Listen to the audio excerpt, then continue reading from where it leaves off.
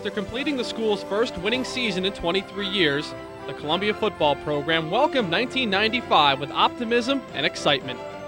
The Lions returned 17 players that started in 1994. More importantly, they returned to Morningside Heights with a winning attitude. Last season, head coach Ray Tellier pushed the Lions beyond the rebuilding stage. The goal for 1995 was not just to be competitive, but to contend for an Ivy League title. Captains Mike Cavanaugh, Eric Keck, and Rory Wilfork formed the solid core of an experienced and talented roster. Cavanaugh was one of the Ivy League's most exciting players. His ability to run and pass with equal effectiveness made him a threat to score from anywhere on the field. Wilfork, a strong and athletic linebacker, intimidated many opponents. Keck was the rock in the middle of the Columbia defensive line. These three players symbolize the achievements of the Columbia football program under the leadership of Ray Tellier. In 1995, they would achieve more. The Lions won at Harvard for the first time since 1978 and ended Pennsylvania's 24-game winning streak. These wins proved to the Ivy League that the 1995 Columbia Lions were the next block in building a new tradition.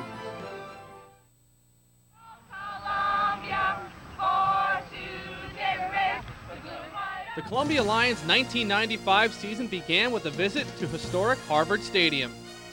Since 1978, the Lions have left the city of Boston with only bitter memories. This year, they would leave with a sweet taste of victory. After the opening kickoff, the Lion offense, led by senior quarterback Mike Cavanaugh, began a march downfield from their own 19. On 4th and 3 from the Harvard 35, Mike Atkins converted to keep the drive alive. Cavanaugh then connected with Chris Valvo for 7 yards, putting the ball at the Harvard 8. 3 plays later, senior fullback John Harper blasted over from the 1, giving the Columbia Lions the early lead. But that lead was short-lived as Harvard scored 17 unanswered points. Late in the second quarter, it was Cavanaugh providing the spark once again as he connected with Chris Wachter for 27 yards to the Harvard 44. From the 27, Mike Atkins broke loose on a draw down to the Harvard 7. 245-pound fullback John Harper capped the 72-yard drive when he powered his way into the end zone from 3 yards out. His second score of the game helped pull Columbia to within 3. Then, with just under a minute to go before the half, Columbia sophomore Roy Hanks made history. Their kicker all the way back to the 30-yard line. No one there to help Roy Hanks out, but he does scramble around. He gets a big hole over to the 45, now the 50, over the midfield line, to the 40, to the 35, to the 30, 20, 15, 10, 5, into the end zone. What a move by Roy Hanks. Hanks' 69-yard punt return was the first in the 54-game history of the Columbia-Harvard series, and it gave the Lions a 21-17 halftime lead. In the second half, the Lion defense showed its dominance. Led by junior defensive end Mike Jennings and junior linebacker Rory Wilfork, Columbia held Harvard to only 7 points and 111 yards. Wilfork put on an all-Ivy performance, registering 17 tackles and 2 sacks. This effort earned him Ivy Defensive Player of the Week honors. But despite the play of the defense, Columbia trailed by 3 with under 4 minutes to play. From their own 20, the light blue and white embarked on the game-winning drive. Mike Cavanaugh started the drive, hitting Dennis Lee for 13. The elusive Cavanaugh then scrambled up the middle for 12 more. Not willing to let the losing streak against Harvard continue, the senior quarterback took over the game, breaking tackles and carrying 19 yards to the Harvard 45. With a 4th and 2 at the 28, the Lions had to go for it. On the option, Cavanaugh took it himself for the first down with 1 minute and 55 seconds left. Another Cavanaugh keeper gave Columbia 1st and 10 at the 11. From there, John Harper rambled down to the 1 with 19 seconds on the clock. Following a timeout, Harper got the call again, and the burly fullback plowed into the end zone for the game-winning touchdown, and Columbia's 16-year losing streak against Harvard was over. For the last 8 months, we've been going against each other, and we finally got to put it on with each other on our side. I think we believe that we can handle the pressure and take the win home. Fresh off their stirring comeback victory at Harvard, the confident Columbia Lions welcomed explosive St. Mary's of California to Wien Stadium. The Lions were fired up for their home opener and their first ever meeting with the Gales. Leading 7-0 late in the first quarter, St. Mary's set up for a field goal on the Columbia 28. But the snap was mishandled by holder Sean Laird, and Columbia took over in St. Mary's territory at the 43. The Lions would make St. Mary's pay for their special teams blunder. On 1st and 10 at the 31, fullback John Harper took a screen pass in the right flat and rambled 16 yards. 2 plays later, Kavanaugh got the call on a quarterback draw. Kavanaugh fakes it, got by a couple of guys to the 10, he's got the corner, he is in, touchdown Columbia. It was the first rushing touchdown of the season for the senior from Troy, Michigan. Columbia trailed again, 14-7 in the second quarter, when junior defensive end Charlie Bettinelli broke through and sacked Sean Laird, forcing a fumble that was recovered by linebacker Brian Gillen. From his own 36, Kavanaugh went to work, connecting with David Ramirez. A 15-yard completion to Chris Wachter, and Columbia was in St. Mary's territory. Kavanaugh, working the ball short, found sure-handed Chris Valvo for 6. On a middle screen, Paul Thomas picked up 7 more. Then on 3rd and 2 from the 24, sophomore Mike Atkins found a huge hole up the middle and carried down to the 1-yard line.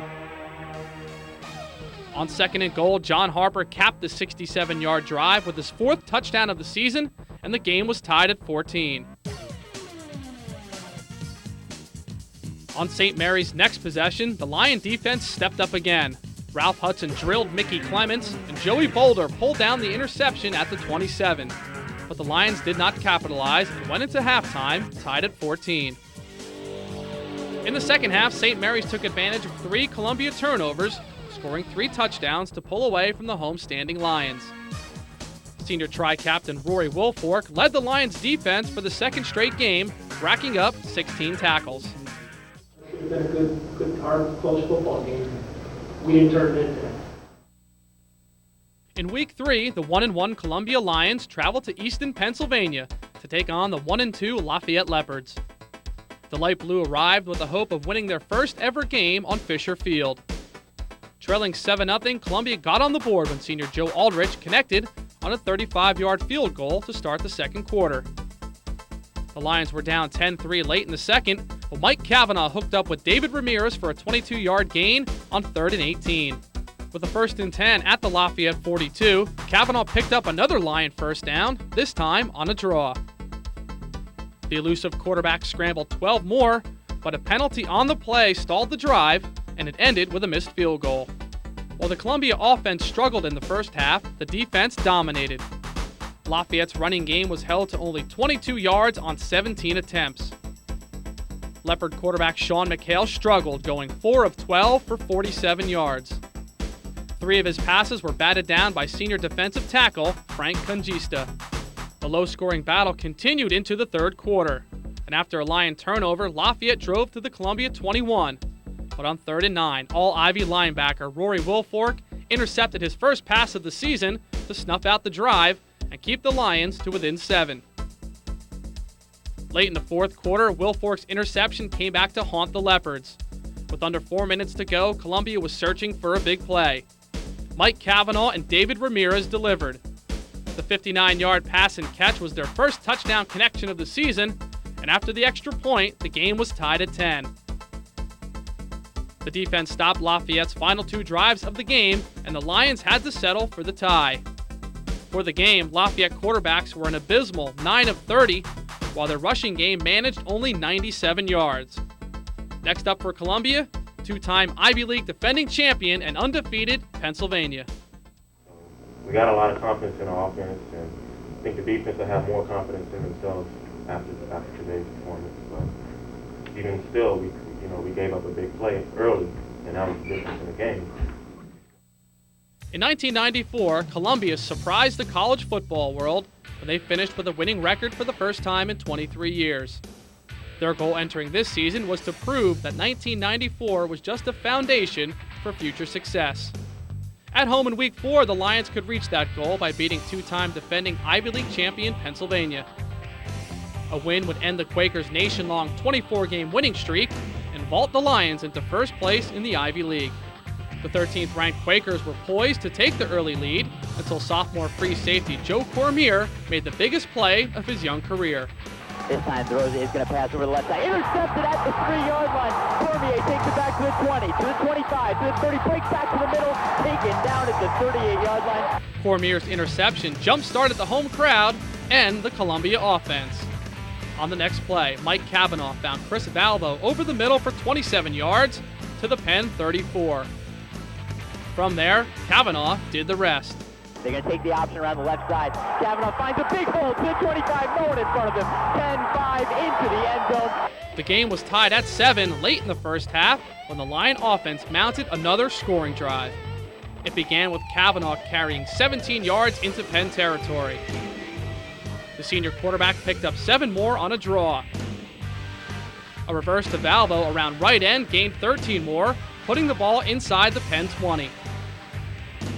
This set up senior Joe Aldrich, who converted on a 27-yard field goal, and Columbia took a 10-7 lead into halftime. The Lions trailed 14-10 in the third until the nation's leading punt returner Roy Hanks stepped into the spotlight. The sophomore speedster returned a short Penn punt, 39 yards for a touchdown, his second of the season, and Columbia was back on top, 17-14. Early in the fourth quarter, Penn worked their way to the Columbia 34 when the defense stepped it up again. Junior linebacker Rory Wilfork dropped Mark DeRosa for a 7-yard loss. On 3rd and 16, DeRosa was swarmed by the Lion pass rush. Defensive end Charlie Bettinelli forced the ball loose, and it was recovered by tri-captain Eric Keck. This turnover would lead to the decisive score. Cavanaugh continued his hot hand, hitting David Ramirez down to the Penn 30. A Cavanaugh keeper off right tackle picked up 11 more. Rolling right out of the shotgun, Cavanaugh connected with Ryan Ornelas inside the 10. Following the block of All-Ivy left guard Craig Valentine, Cavanaugh worked his way to the 1-yard line. Then, on 3rd and goal, the senior quarterback followed his teammates around right end into the end zone for his second rushing touchdown of the game, and the Lions led by 10 with 7 minutes to go. On the day, Cavanaugh rushed for 92 yards and passed for 147 and was named the Ivy League Offensive Player of the Week. Columbia's defense stopped any chance of a Penn comeback. On the Quakers' next possession, Joe Cormier intercepted Mark DeRosa for the second time in the game. Then with 2.5 minutes to go, Penn's last chance for victory was denied by Roy Hanks at the 33. And the Columbia Lions put to end Pennsylvania's 24-game winning streak. The fans poured onto the field to celebrate Columbia's biggest win in nearly 50 years. Wien Stadium was filled with emotion as the memories of many frustrating seasons were washed away with Columbia's 24-14 win over Pennsylvania. I said we started something good last year, and we felt we recruited the right kind of people here, good athletes, and kids that really like to play. We've got good football players. We've got great kids here now, and we can line up and play every week with people. At 2-1-1, Columbia hosted Patriot League title contender Lehigh in Week 5. Lion quarterback Mike Cavanaugh led a record-breaking offensive performance and one of college football's most exciting finishes of 1995. This game was scoreless late in the first quarter when Columbia began the offensive fireworks.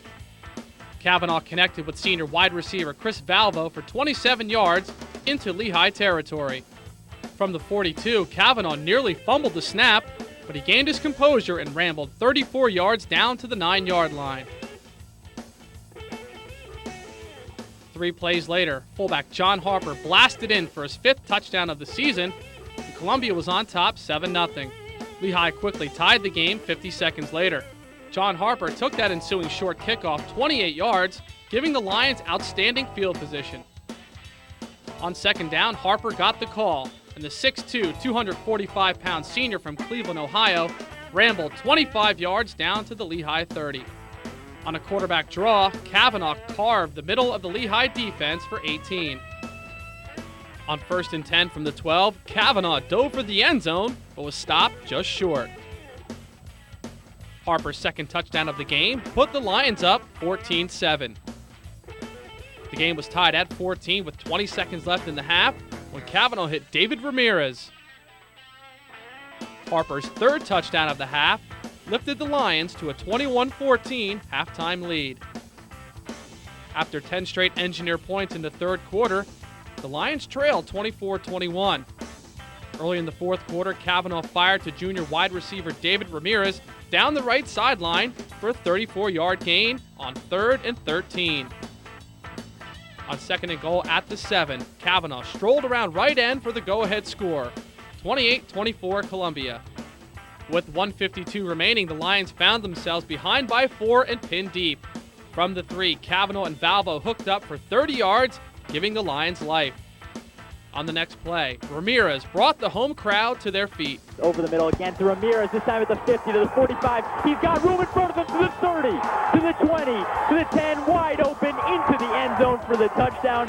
67 yards for David Ramirez on the pass from Mike Kavanaugh. His 67-yard touchdown catch with a minute and a half to go put Columbia on top 35-31. On the day, Ramirez had a career-high 181 yards receiving. The celebration was short-lived as Lehigh scored with 15 seconds left. The Lions had one more chance as Kavanaugh launched a 50-yard prayer that bounced off Valvo into the hands of Ramirez. This set up a 55-yard field goal attempt by senior Joe Aldrich. His kick fell short, and the Lions fell 37-35. Kavanaugh passed for 270 yards and ran for 138 as Columbia rolled up a school record 551 yards of total offense. He was named the Ivy League's Offensive Player of the Week for the second consecutive week. I mean, I don't think there's much of a difference between the best team in the Ivy League and the worst team.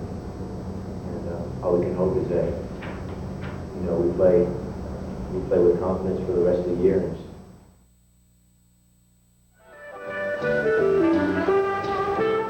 The homecoming festivities at Baker Field went on as planned despite the poor weather. Loyal Lion fans were ready to brave the elements to cheer their light blue onto victory. At 2-0 in league play, Columbia shared the Ivy's top spot in Week 6. A win over visiting Yale would give Columbia a 3-0 record against Ivy opponents for the first time since 1934. On the Lions' first possession, John Harper muscled his way into the end zone, taking 3 Yale defenders along for the ride. The extra point failed and Columbia led 6-0. All Ivy defensive tackle Eric Keck and the Columbia defense were relentless in the first half. Yale runners found little room in the sea of light blue. The defense set up the second score of the first half when senior Roverback Jim Lill jumped on a loose ball at the 45. The offense went to work from there. Mike Kavanaugh's 20-yard strike to Chris Valvo put the Lions at the Yale 27. On the next play, John Harper struck again. Kavanaugh found David Ramirez for the 2-point conversion, 14-0 Columbia. John Harper's career day continued in the second quarter as he blasted 13 yards through the heart of the Yale defense, fueling another scoring drive. Kavanaugh joined the rushing attack, ripping off a 31-yard gain. Faced with a 4th and 1 at the 18, Harper got the call and delivered his third touchdown of the half, propelling Columbia to a 21-0 lead. With 30 seconds left before halftime, Yale had a 1st and goal at the 4 when Joe Cormier recovered the fumbled snap, securing the first half shutout. The second half brought more rain and more fierce hits by the Columbia defense. Junior linebacker Rory Wilfork led the charge with 15 tackles and 1 punishing pass breakup. Fullback John Harper finished the game with a career-high 138 yards rushing. His 3 touchdowns gave him an Ivy League leading 10 for the season. Harper was the Ivy League Offensive Player of the Week. The 21-7 homecoming win over Yale marked Columbia's first back-to-back wins over the Elis since 1962. Most importantly, it kept Columbia unbeaten in the Ivy League at 3-0, setting up a first-place showdown with Princeton. They're good. They beat everybody they play this year, so we'll find out next week. In Week 7, the Columbia Lions battled the unbeaten Princeton Tigers for sole possession of first place in the Ivy League. A Columbia win would be their first in Palmer Stadium since 1945. After an injury to Mike Kavanaugh late in the second quarter, Matt Lenzen guided Columbia to their first score. 2 straight completions to David Ramirez put them in Princeton territory. Lenzen capped the drive when he connected with Chris Valvo from 10 yards out. In the fourth quarter, head coach Ray Tellier got a look at the future when sophomore quarterback Bobby Thomason led the Lions on a 62-yard scoring drive. The drive ended when freshman Jason Bivens crashed over from 1 yard out. It was his first touchdown of the season. On defense, senior cornerback Ralph Hudson had a career-high 12 tackles. Sophomore Roy Hanks, the nation's second-leading punt returner, continued his exciting play, racking up 104 yards on 4 returns. Unable to overcome the loss of their team leader, Columbia suffered its first Ivy League defeat of the season. With 3 games remaining, the Lions were still in contention for their first Ivy League title since 1961. Counts as 1 loss, just like when we beat some good teams, it counted as 1 W. So, we'll bounce back, whether it was 3 points or 30 points, we'll bounce back, and we got a lot of football left to be played. In their final home game of 1995, the Lions hosted the Big Green of Dartmouth. A win in Week 8 would keep the Lions in contention for the 1995 Ivy League title. With star quarterback Mike Cavanaugh lost for the season, Ray Tellier turned his offense over to senior Matt Lenzen, who made his first career start. Columbia spotted Dartmouth a 17-0 lead before senior wide receiver Chris Valvo jump-started the offense. Valvo turned a 7-yard catch into a 56-yard gain before being knocked out of bounds at the 2-yard line. After a penalty backed the Lions up, Valvo got the call again, taking a screen pass from Matt Lenzen 14 yards for the score early in the second quarter.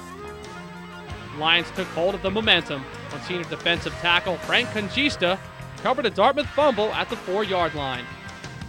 On the next play, John Harper carried off left tackle for his 11th touchdown of the season, and the Lions trailed by 3. Dartmouth's next drive ended in disaster when the snap sailed over the punter's head. As they tried desperately to punt the ball out of their own end, Columbia's Dominic Ribley blocked it and recovered the loose ball at the 14. 3 plays later, Matt Lenzen hit David Ramirez for a 9-yard touchdown, and Columbia took the lead 21-17. Trailing by 2 early in the third, the offense moved into Dartmouth territory. John Harper, who rushed for 80 yards on 20 carries, picked up 12 more up the middle. Joe Aldrich drilled a 41-yard field goal, and Columbia was back on top, 24-23. Now it was time for the Lion defense to step up. Led by All-Ivy linebacker Rory Wilfork, the Lion D smothered Dartmouth deep in their own territory. Wilfork finished the day with 17 tackles and 2 sacks. With great field position, Matt Lenzen carried 16 yards to the Dartmouth 32. The drive ended when Joe Aldrich connected on his second field goal of the quarter from 44 yards out, giving Columbia a 27-23 lead. Congista had one of his best days as a Lion with 10 tackles and a sack. But his effort was not enough as Dartmouth scored 20 fourth-quarter points to drop the Lions into a third-place tie in the Ivy League and 3-4-1 overall. We got off to a bad start and gave them some breaks, and they gave some back to us, and it kind of evened out. And, when it came time to do the things you got to do, they did it, and we didn't. At 3-2 in league play, Columbia had their sights on a second-place Ivy finish when they arrived at Sholkoff Field in Week 9 to battle 4-1 Cornell. Behind 14-0 in the first quarter, Matt Lenzen propelled the offense to their first score. After hitting David Ramirez for 12 yards, Lenzen used his mobility to pick up 11 more. Faced with a 3rd and 24 at the Cornell 36, Lenzen stood poised and connected with Chris Valvo for 30 yards down to the 6. For the game, Valvo caught 5 balls for 95 yards. On 4th and goal, tight end Ryan Gabriel caught his first touchdown of the season on only his 2nd career reception. Trailing 28-6 in the third quarter, the defense began to make plays. Senior Roverback Jim Lill's interception halted a drive deep in Lion territory. Jim Lill led the defense with 9 solo tackles. Cornell's next possession ended with a fumble at the Columbia 15. Chad Levitt, the Ivy League's leading rusher, was held to only 57 yards in the second half. Sophomore quarterback Bobby Thomason replaced Lenzen in the second half, throwing for 75 yards and rushing for 85. Thomason's 57-yard touchdown run late in the fourth quarter was the team's longest of the season, a 35-14 loss. At 3-3 and 3-5-1 overall, Columbia was alone in third place in the Ivy League with one game remaining. We've got to find a way to put a hole in the dike or put a finger in the dike and stop the bleeding and make something good happen. At Brown for the season finale, Columbia needed a victory to end 1995 with a winning Ivy League record for the first time since 1962. Columbia's defense, which had yielded early scores in the past 3 weeks, came out strong. Ralph Hudson's first interception of the season ended Brown's second drive of the game. Brown set up for a 26-yard field goal on their next possession when Hudson emerged again. This time the senior from New Orleans blocked the attempt and the game remained scoreless. Early in the second quarter, Brown took a 6-0 lead and looked for more, but senior roverback Jim Lill picked off the Lions' second pass of the half. While the defense was playing with heart, the offense did not get pumping until the third quarter. Beginning at their own 20, the Lions moved 80 yards behind the passing of Bobby Thomason. All but 1 yard in this drive came from the arm of Thomason, who completed 4 of 5 on the drive. His 29-yard connection with tight end Ryan Gabriel set up Columbia's first score of the game. On second down from the 28, Thomason found the Lions' top receiver, David Ramirez, for a 28-yard touchdown. Trailing by 19 midway through the third quarter, Thomason and Ramirez went back to work. Ramirez pulled out a 38-yard scoring strike from Thomason, his second touchdown of the game, and his team-leading 5th of the season. For Thomason, it was a career day as he passed for 331 yards and 2 touchdowns. Ramirez had his second-best day as a Lion, with 10 receptions for 169 yards. After a promising 3-2-1 start, the 33-14 loss to Brown was Columbia's 4th in a row, and the Lions finished 1995 in 4th place in the Ivy League. We thought there was a lot to play for. As we talked about all week, we're trying to get a winning record in the league. And we haven't done that in almost 25 years. We thought it, would have been, despite the last few weeks, a good way to finish. 1995 was a season of emotional highs and lows for the Columbia Lions. Their thrilling win at home over Pennsylvania, ending the Quakers' nation-long winning streak, and their dramatic come-from-behind win at Harvard will forever be remembered. These seniors won more games in back-to-back seasons than any Columbia team since 1972. With hard work and determination, they helped foster a new winning attitude within the Columbia football program. 10 Lions were honored on the 1995 All-Ivy team. Junior linebacker Rory Wilfork was a first-team selection for the second straight season. He led Columbia with 123 tackles and 4 sacks. Senior guard Craig Ballantyne also made the first team for the second year in a row.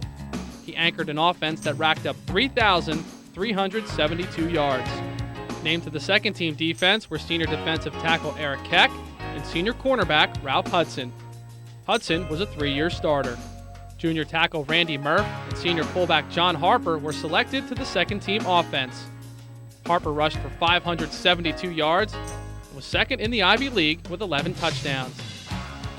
Despite playing in only 6 games, senior quarterback Mike Cavanaugh was third in the voting for the Bushnell Cup, given to the Ivy League's most valuable player. He passed for 996 yards and rushed for 425 and 4 touchdowns. He was honorable mention on offense, along with junior wide receiver David Ramirez and senior place kicker Joe Aldrich. Ramirez led Columbia with 43 receptions for 708 yards and 5 touchdowns. Senior defensive tackle Frank Congista was honorable mention on defense. The 1995 Lions solidified the foundation for future success. They can be proud when the players and coaches who represent the Columbia football program in 1996 continue building a new tradition.